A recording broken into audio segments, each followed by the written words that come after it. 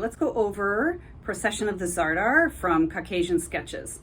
This is a piece by Ippolitov-Ivanov that a lot of orchestral people are unaware of. It's not played very often, but all piccolo players know of because it's got a big solo. In the fourth movement, after you've tacited the first three movements, of course, that's how it always is. So yes, at the beginning of the fourth movement, you have a solo. It's in unison, however, with the bassoon, which is very helpful. For a tempo, it just says a march tempo. It's played a variety of tempos. If you're doing it for an audition, just do something middle of the road, like for a march. 1, 2, left, right, ya da da da, click. It's probably about 95. So at the beginning, there is a rhythmic figure that stays throughout. That's something like dun dun dun dun dun dun dun dun dun dun dun.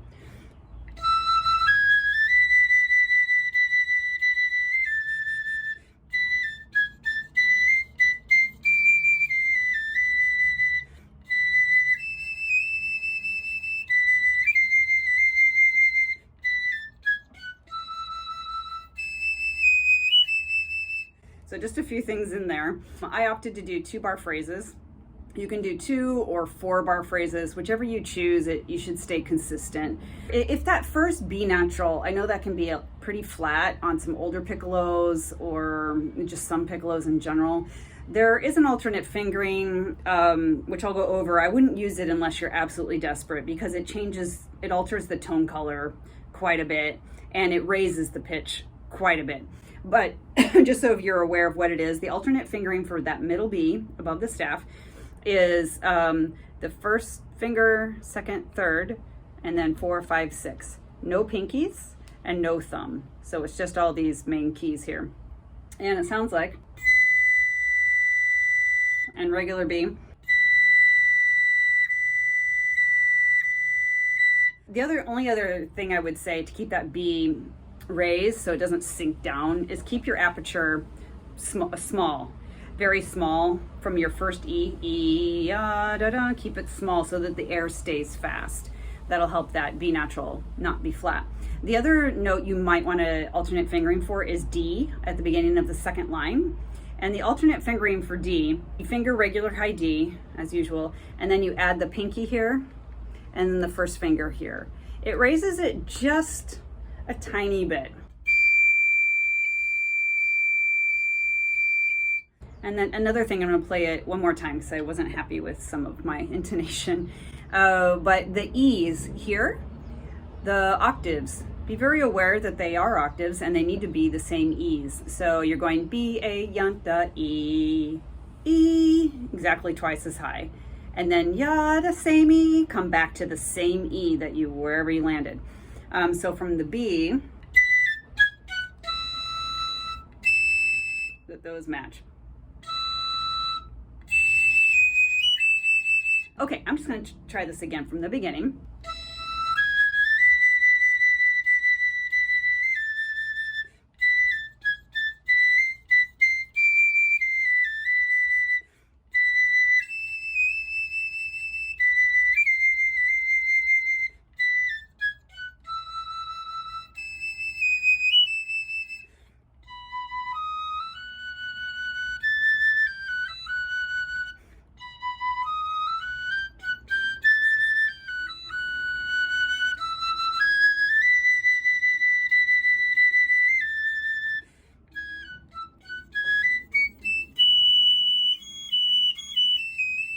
And of course, this whole solo is not that big of a deal. I mean, there's intonation always, but it's not too hard until that very last measure, which is treacherous.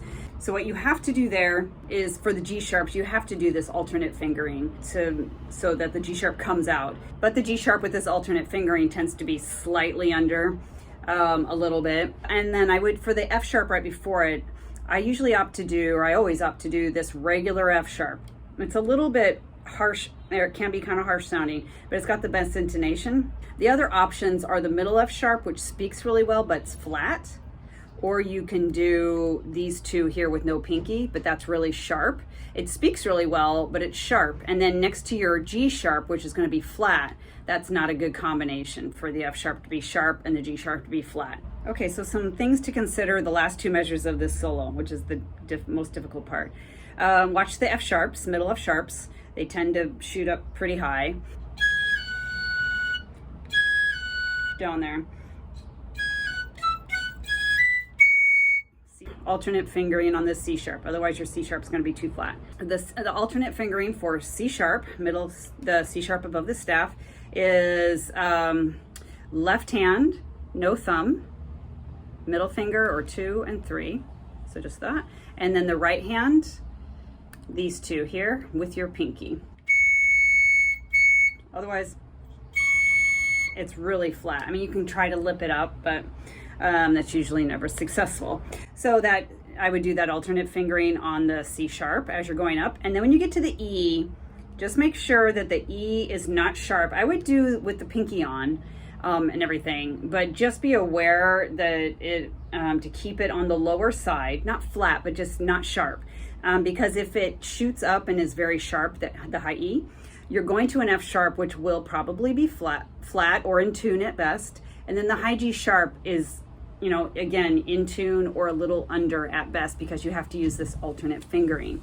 So it's all going to work out as long as that E natural is not too high. And so if it's too high, it sets up the next measure for failure and before you even get there. So you don't want to do that. So those last two measures there.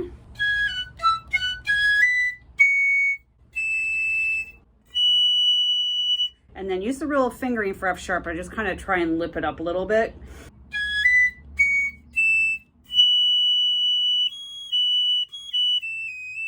I've practiced a lot, F sharp to G sharp.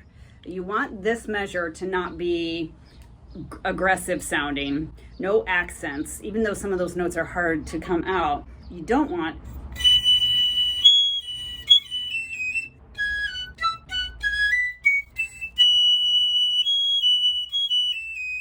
like that is what you're going for. Da da da da da. And your last note, try to resist the urge to ba da da da yip. You know, yip it off.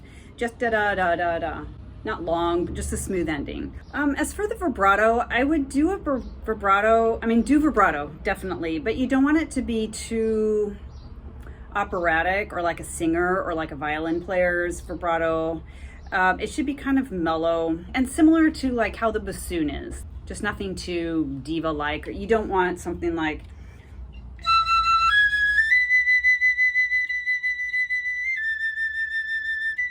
lastly, while I'm thinking of it, try on the D that's at the beginning of the second line that you may or may not do the alternate fingering for. Try to resist the urge to give a little accent on that arrival D, similar to the arrival A on the fourth measure after rehearsal A. You can bring it out a little bit, but just no accent. So the measure before that, ya da da da da da da da dee ya da da da. Unless the conductor asks for it, of course, then you need to do that. But I think don't really accent it. You bring it out as the high point of the phrase, but that's it. Okay, I think I'll just play through this one more time. And this time, I believe at the first time I played through it, I did 2-bar phrases, which is a common way to play it. But I think I will do the 4-bar phrase option this time. Just have to remember to do it. Except for after rehearsal A, you have to do, you have to take a breath after 2 bars to facilitate the crescendo into the 4th line.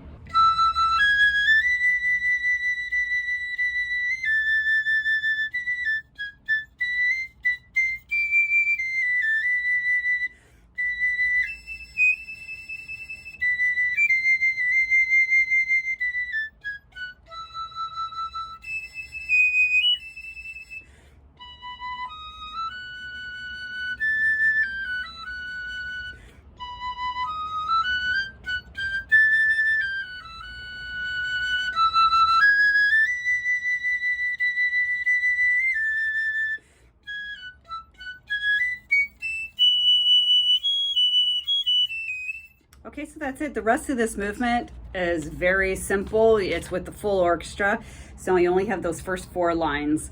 And really, just practice, spend a lot of time, high F sharp. I would add the E. E, F sharp, G sharp, and get really comfortable up there with your embouchure, your air speed, so that you don't have to force out those notes. Oh, also I did, if you want to hear a weird recording arrangement, I did a recording of this movement of this piece for flute choir. I will put the link in the description. So I did an a cappella version, and I had my husband play the triangle part and the whatever else there was. So there's 2 percussion parts. So I will link that in if you want to hear that as well. So if you found this video useful, please hit subscribe, and then you'll be in the loop for future videos such as this. I have a whole series on practice guides or for orchestral pieces for piccolo. If you have any requests, like you are preparing, I don't know, Scheherazade or Bolero or something, and you would like me to do a practice guide similar to this one,